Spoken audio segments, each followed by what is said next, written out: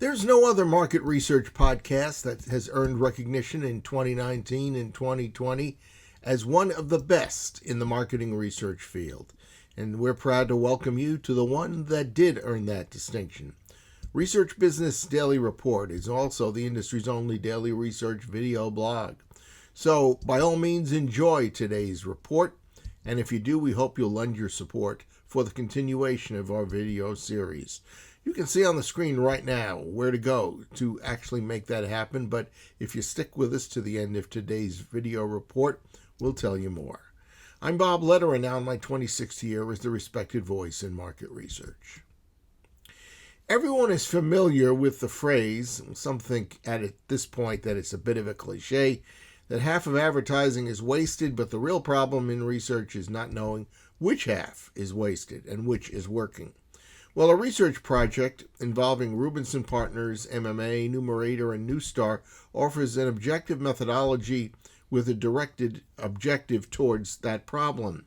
Joel Rubinson reveals a remarkable finding that identifying and directing advertising to what he calls and has been identified as the movable middle can be a key to advertising success.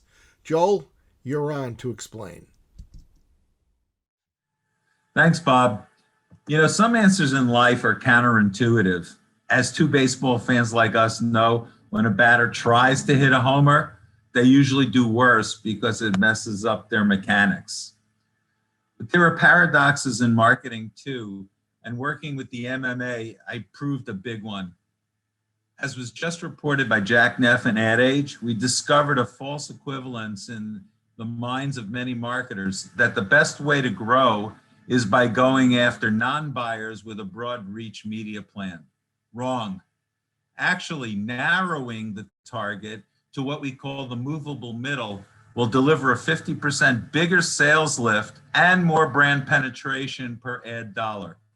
In turn, that will build better long-term profitable brand growth. This was proven by working closely with Neustar and validating our math with Numerator receipt scanning data.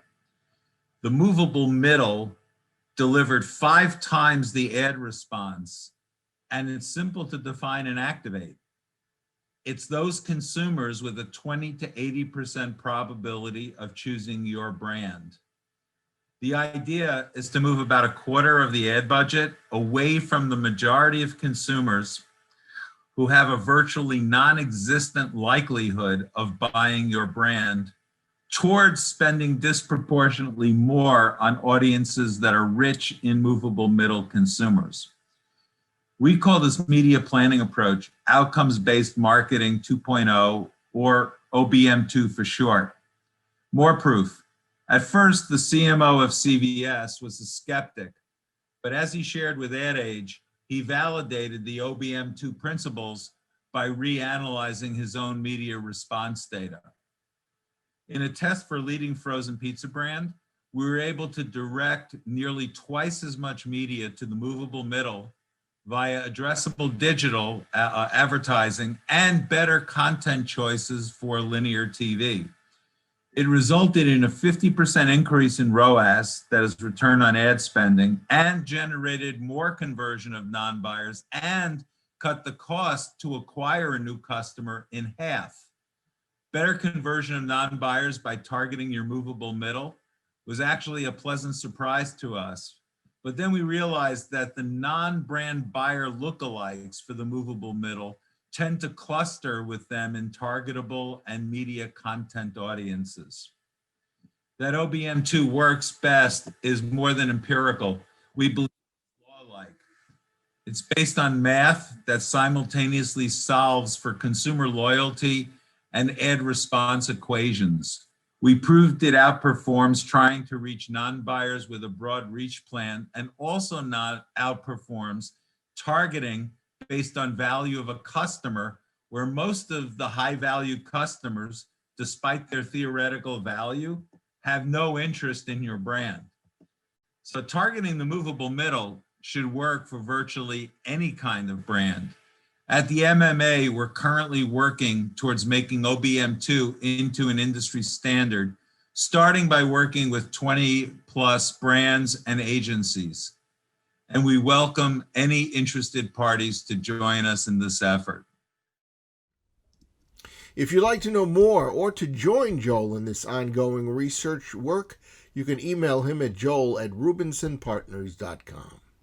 That wraps up today's Research Business Daily Report. If there's anyone out there that's not familiar with what our editorial goal when you watch us is, well, let's lay it out straight for you.